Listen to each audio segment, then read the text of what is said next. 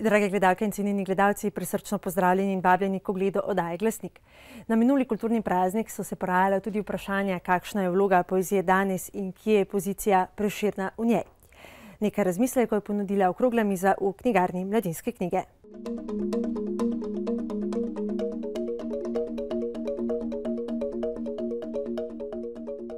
Sama kot avtorica mlajše generacije, ki prihajam iz tega mariborskega konca in sem v precej drugačnem položaju kot avtori, ki ustvarjajo v centru Slovenije, torej v Ljubljani in bližnji okolici Ljubljane, gledam na poezijo kot na utelešenje besed tistih ljudi, ki so zelo moralni, etični, življenje ves čas raziskujejo in zrejo vanj in tudi v svet zelo široko, z eno globoko duhovno predajo.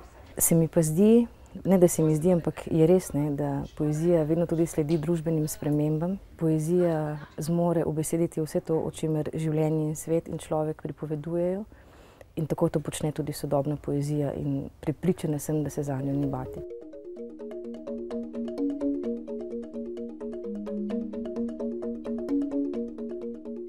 Problem Prešerna danes se mi zdi ravno ta razpetost med njegovo šolsko rabo, ki je nekaj med mistifikacijo in demistifikacijo, in med njegovo javno rabo, ki je pa po moje totalna demistifikacija. Že samo dejstvo, da se je Prešern preselil v državno himno, je na nek način demistifikacija. Jaz to absolutno za enega pesnika nisem čisto prepričana, da je to ravno zelo, ne vem, da je to ravno nekaj zelo afirmativnega. Čeravno je seveda častno, če pogledamo, ne? Na vse zadnje je pa sam napisal človek toliko velja, kar plača, le petica daj mesto veče, sem videl čislati samo to, kar nam je zaslepil z golfijami, lažmi, pa ne bi rad bil banalen, da bi rekel, da je pisal o kakšni krizi, ampak mislim, da je zelo aktualen ravno zato, ker smo vsi to razočarani na nek način doživeli kot Prešernovo sloveso od mladosti in se človek mora vprašati, kaj zdaj. Po drugi strani je seveda neke vrste domoljuben pesnik. Jaz mislim, da ne bi smelo biti Slovenca, ki ne bi znal na pamet vsaj vrbe pa zdravljice. To je neko bogatstvo, ki ga pač nosi s seboj. Mi ne smemo biti vendarle pristati na to tržno povprečnost, da si toliko vreden, koliko si uspešna, koliko imaš denarja. Veliko globje stvari so in te stvari je pač znal Prešern reči. Že na tej okrogli mizi smo govorili o Prešernovem mitu, to se pravi o poeziji nasploh kot višku jezika in seveda potem o jeziku kot nekem konstitutivnem elementu naroda. Po drugi strani pa se mi zdi, da je danes treba Prešerna brati kot poezijo samo. Poezijo, ki nam danes nekaj govori, v sedanjem trenutku, ki meni govori.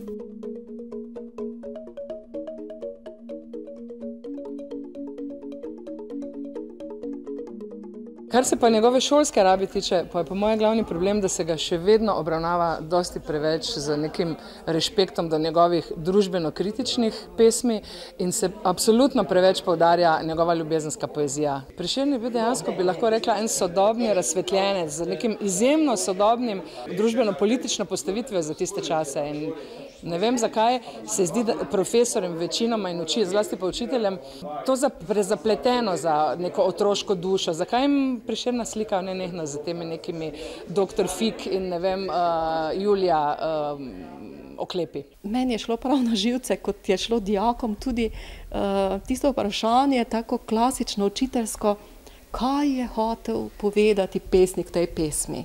Mislim, tega jaz nisem nikoli vprašala. Zaradi tega, ker sem vedno rekla, poglejmo pesem samo na sebi, kaj pesem pove meni v tem trenutku, danes. Lahko kakšen vers povežem s svojim občutenjem. Bi lahko rekel, da je to moj vers, da jaz tudi tako čutim.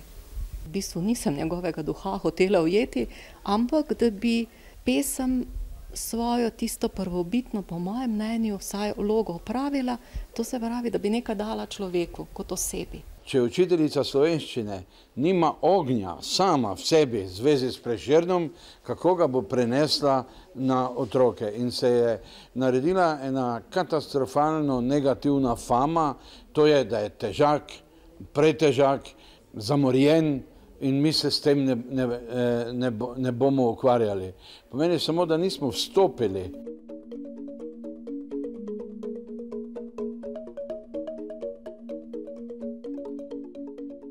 Prešernova poezija je zagotovo tudi na enem velikem prelomu oziroma v prelomnem trenutku.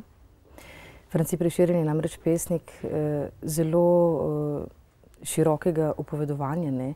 Poznamo ga kot izjemno duhovnega, ne, in tistega, ki zre čez čas in prostor, o čemer pravzaprav priča in kar dokazuje Zdravljica. Potem poznamo tiste njegove bolj pohujšljive pesmi.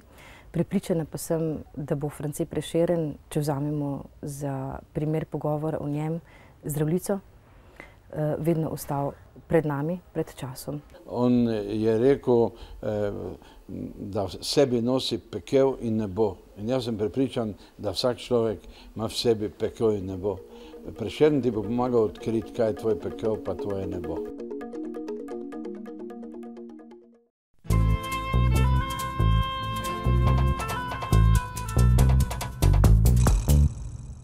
Portret Franceta Prešerna za časa njegovega življenja ne obstaja.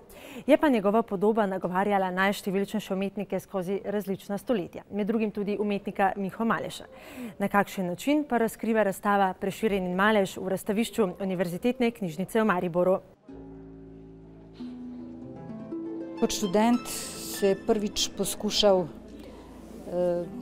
poskušal razkriti njegov profil, njegova portretna podoba. Zato mu je najprej služila leta 1900 najdena skica Langusa, ki so jo proglasili kot Prešerna, le da se razlikuje po postavitvi, ker je Maleš svojo prvo upodobitev Prešerna izpeljal v grafiki. Je bila to seveda zrcalna podoba, profil je obrnjen v drugo smer, zagotovo je pa videti vzor, kako je sledil Langusovi črti in Prešerna najprej upodobil v strogem profilu, potem se je pa k Prešernu vračal še z vrsto upodobitev, drobnih gravur, tudi oljnih del. Ena od oljnih slik je tudi na razstavi. Je pa animiral tudi vrsto svojih kolegov, slikarjev, risarjev, da so ilustrirali Prešernove poezije. Nekaj teh zbirk izdal tudi v svoji bibliofilski založbi, tako Strunam, Dekletam, Pod oknom.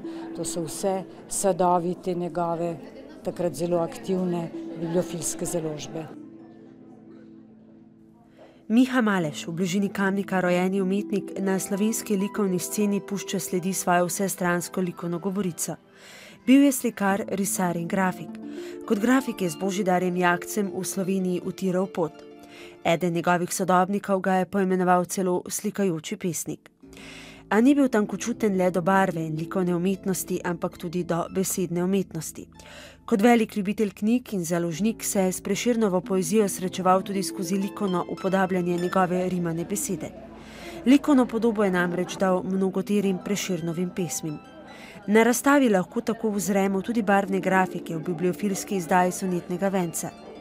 France Prešeren je bil zagotovo tisti pesnik, ki je za Maleša predstavljal neizčrpljiv vir navdiha. Bodi si kot pesnik, bodi si zgolj kot človek, čigar pojava si zasluži portretiranje in upodabljanje za zanamce.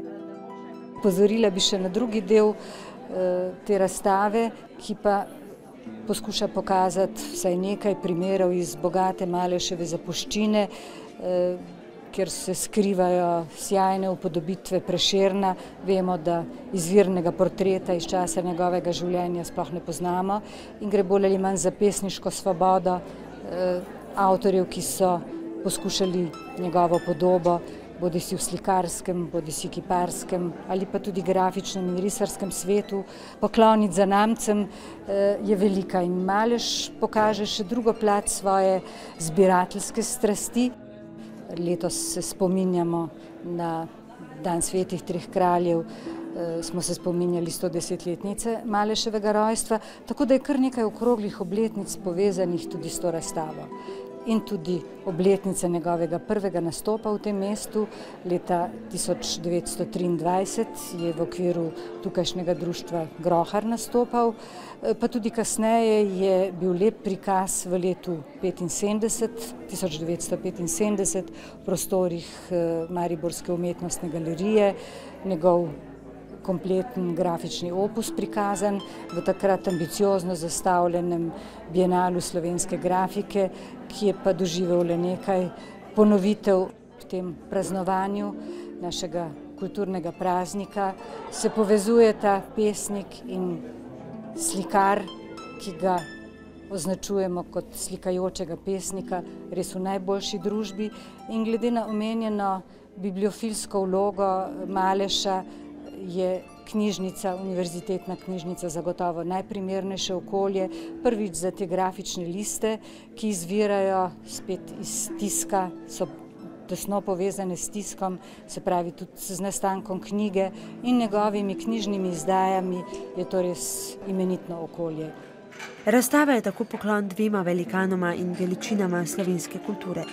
Eden se je zapisal pri nas, drugi likovni govorici, oba pa je povezala prav umetnost. Prešeren se tako na razstavi ne razkriva le s svojimi verzi, ampak tudi s pomočjo likovnega izraza.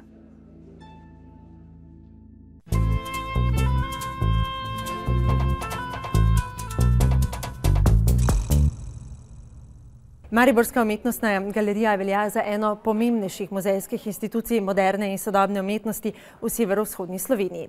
Že od svoje preselitve na Štrosmajerjevo ulico pa se ukvarjajo z iskanjem primernejših razstavnih prostorov.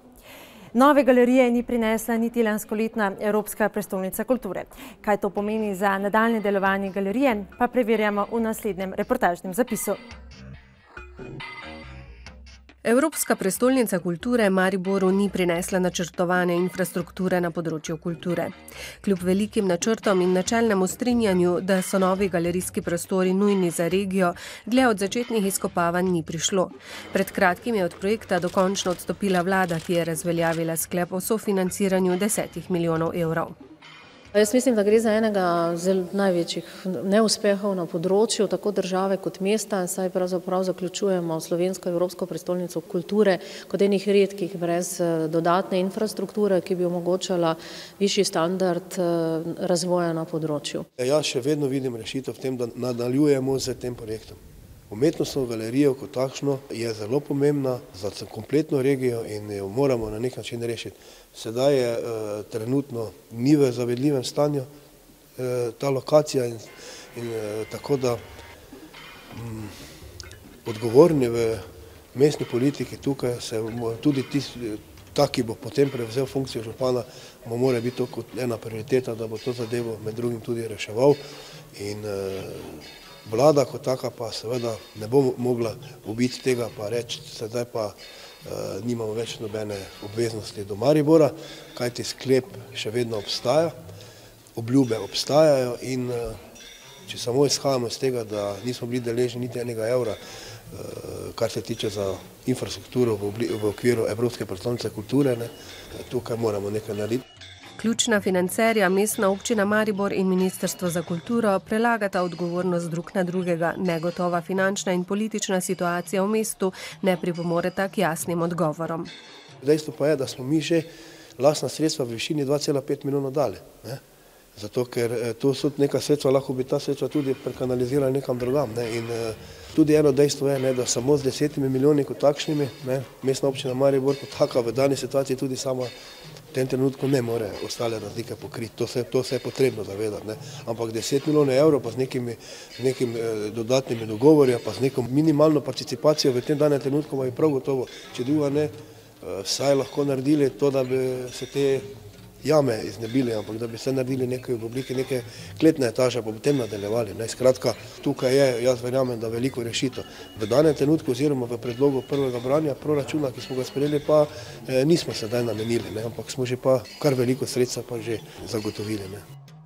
Umetnostna galerija je preteklo leto ob zagotavljanju novogradnje že izgubila razstavišče v salonu Rotovž, kjer je bila informacijska točka Evropske prestolnice kulture in kjer bo v nadaljevanju infotočka letošnje prestolnice mladih. V zvezi s tem prostorom so prav tako že leta tekla prizadevanja za obnovitev, saj je bil zaradi zamakanja neprimeren za razstavišče. Tako se v Umetnostni galeriji Maribor prilagajajo novim razmeram z okrnjenim razstavnim programom v matičnih prostorih na Štrosmajerjevi, pa tudi z nekaterimi alternativnimi rešitvami. Seveda smo zdaj iz leta v leto, govorim isto zgodbo, ponovno prilagajamo program, prilagodili se bomo situaciji tukaj v obstoječih prostorih na Štrosmajerjevi 6, poiskali smo nekaj alternativnih prostorov, ki razširjajo obseg razstavišča in pa rešujejo nekatere osnovne stiske Umetnostne galerije Maribor, tako potrebo po depojih kot nekaterih drugih aktivnosti, ki jih pri nas izvajamo, od knjižnice, arhivske dokumentacije, ki je pa tako razširjena oziroma nujno z njo nadaljevati čisto kot podpora temu širšemu, ne samo mestnemu, ampak regijskemu področju. Koliko bomo zdržali, pa je seveda odvisno od finančne perspektive oziroma finančne situacije, ki pa vemo, da za celotno kulturno področje ni rožnata. Tako da v tem trenutku tudi težko čisto napovedati. Vemo, da v sredini maja bomo v Slaviji, tam bomo izvedli nekaj razstav, iskali bomo pa tudi kakšne možnosti alternativnih prostorov. Galerijski prostor v 11. nadstropju hotelsko-poslovnega objekta, nekoč znamenitega hotela Slavije, je zagotovo ena lepših razglednih točk nad mestom. Tja so umestili del razstave slovenske umetnosti z naslovom Skoraj pomlad 100 let slovenske umetnosti. Prostor je seveda alternativna in začasna rešitev. Prostor je bil seveda pridobljen v tem zanosu Evropske prestolnice kulture. Tudi želeli smo nekako prestopiti naše okvirje iz naše stare lokacije in stare hiše, malo stopiti nad mesto. Zato je v tem primeru odlična lokacija. En res krasen prostor, zanimiv prostor, privlačen prostor. Je pa naš samo za 6 mesecev. To pomeni, da se naše gostovanje tukaj konec maja izteka. So sicer potekali pogovori tako strani lastnika kot občine, da bi to bila nekoliko trajnejša rešitev ali pa nek začasen dodaten prostor za Umetnostna galerija Maribor, ampak to se v tej fazi zdaj ni zgodilo in tudi ne pričakujemo, da bo lastnik še nadalje prostor nekako oddajal brez najemnine oziroma dobička, tako da se mi v principu z majem poslavljamo. Prostor, ki ni bil zgrajen za namene razstavišča, ima stališča galerijske stroke in možnosti razstavljanja tudi nekaj omejitev. Velika omejitev prostora pa je višina. Tukaj so višine takšne, kot so v letih, ko se je hotel Slavija gradil, bile standardne, 2,70 m, kar za galerijske prostore seveda ni optimalno. Nekatera umetniška dela so višja, potrebujejo več površine, tako da za začasne projekte, neke projekte, ki se prostoru tudi prilagodijo, je prostor super, dolgoročno bi bil bolj problematičen. Prostori, ki ne ustrezajo sodobnim muzejskim standardom, onemogočajo tudi izvajanje nacionalnega in mednarodnega programa, pa tudi konkurenčen razvoj likovno-muzejske stroke. Poleg prostorov pa težave predstavljajo še nekatere spremembe v zakonodaji, ki so doletele vse javne zavode. Mi, tako kot večina galerij in muzejev, ki jih je ustanovila lokalna skupnost, se nahajamo še sploh v posebej težki situaciji, kajti z zamikom je bil razpisan nekakšen, bi rekli, torej poziv za pridobitev tako imenovane licence za opravljanje državne javne službe, ki pravzaprav zdaj poteka in za posledico pa ima to, da financer strani ministrstva ni potrdil naših programov in s tem tudi ni določil, v kakšnem obsegu so torej opravljanje javne službe financirano. Tako da ne strani občine, ker ni sprejet proračun, ne strani ministrstva, pravzaprav nimamo potrjenega programa oziroma nimamo jasnih kvot, v katerih sploh delujemo. To je situacija, ki je doletela ne samo nas, in lahko si mislite, da načrtovanje programa v takšnih pogojih, mislim, da rekli, neprofesionalno, nerealno in zelo, zelo oteženo. Umetnostna galerija Maribor je v iskanju novih prostorov že od samega začetka, ko se je leta 1954 preselila v prostore na Štrosmajerjevi. Že takrat je bil v mestu govor o novi, večji in sodobni galeriji. Z nastanitvijo v stavbo na vogalu Štrosmajerjeve in Orožnove ulice je galerija dobila približno 800 kvadratnih metrov razstavnih površin. Po združitvi z razstavnim salonom Rotovž v 80. letih je pridobila kustodijat za sodobno umetnost ter dodatne prostore za predstavitev predstavitve sodobne umetnosti v središču mesta. Samo za razstavno dejavnost bi galerija danes potrebovala 2-krat več prostorov, kot jih ima. Galerija je danes eden osrednjih muzejev za moderno in sodobno umetnost v Sloveniji, z zbirko več kot 5000 umetniških del slovenskih avtorjev od konca 19. stoletja do danes. Slikarstvu, kiparstvu in grafiki se pridružujejo fotografska dela, video umetnost, večmedijske instalacije in interaktivni projekti. Prav zaradi prostorske stiske galerija nima stalne postavitve. Tako veliko del, ki jih hrani, ostaja v depoju in jih obiskovalci lahko vidijo le v obliki občasnih razstav.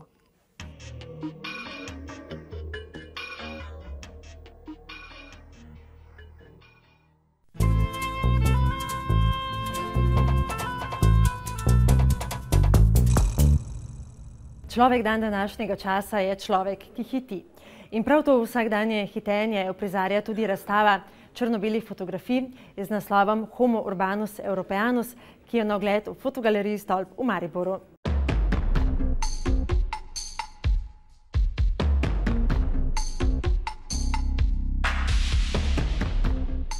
Jean-Marc Karachi je francoski fotograf rojen v Tuniziji, a njegov bivanski prostor je že leta francoski Montpellier. Fotografija ga zanima že od otroških let, s polnim delovnim časom pa se je posvetil, ko je izgubil službo. Njegov projekt Homo urbanus europeanus, evropski urbani človek, je 3-letno portretiranje na ključnih mimoidočih v 31 evropskih prestolnicah. Pri tem pa fotograf ni izpostavljal prepoznavnih mestnih prostorov, ampak želel sporočiti, da je treba včasih tudi postati in se zazreti v oči svojega mesta. Avtor je zelo zanimiv koncept oziroma načrt fotografiranja za stavo. Za kuliso je izbral pravzaprav ne značilnost, ampak neko lokalno, neizrazito lokalno podlago, kajti na nobeni fotografiji niso vidne te značilnosti raznih mest, na kateri bi se lahko jih prepoznali. No, na vsako fotografijo pa je v središču oziroma neko kompozicijsko linijo postavil človeka, ki ga je pravzaprav čakal toliko časa, da je pač ta oseba naključno stopila v njegov kader. Je avtor pustil le eno osebo, na katerih, ki se nekako smiselno dopolnjuje tudi 2 ali pa več, ampak vseeno je tista oseba, ena oseba v razkoraku, vedno v razkoraku, v nekem gibanju, ki na videz deluje res da osamljena v vsakem prostoru, ampak iz fotografij se pa vidi, da pravzaprav ni osamljena, ampak hiti nekam, kot hitimo vsi v sodobni družbi. Ko se sprehodimo po razstavi, imam občutek, da so fotografije zrežirane, ampak sam pravi, da ne, da je ure in ure stal na teh pozicijah, dokler ni naredil zadovoljivega posnetka.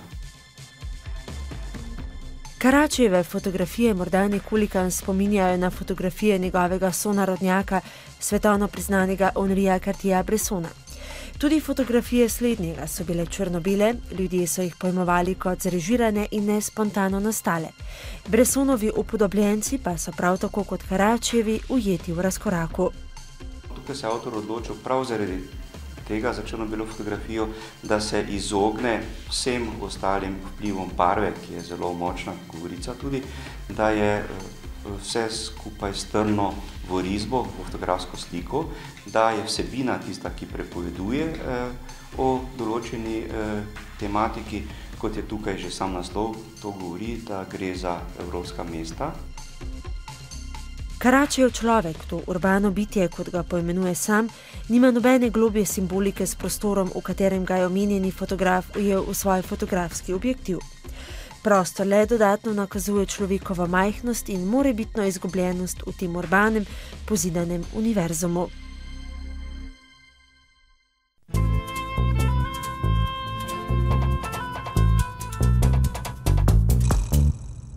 Ustvarjalci oddaje Glasnik vam želimo, da bi bilo v tem tednu čim manj hitenja in naglice. Hvala za vašo pozornost in na gledanje spet prihodnji teden. Nasvidenje.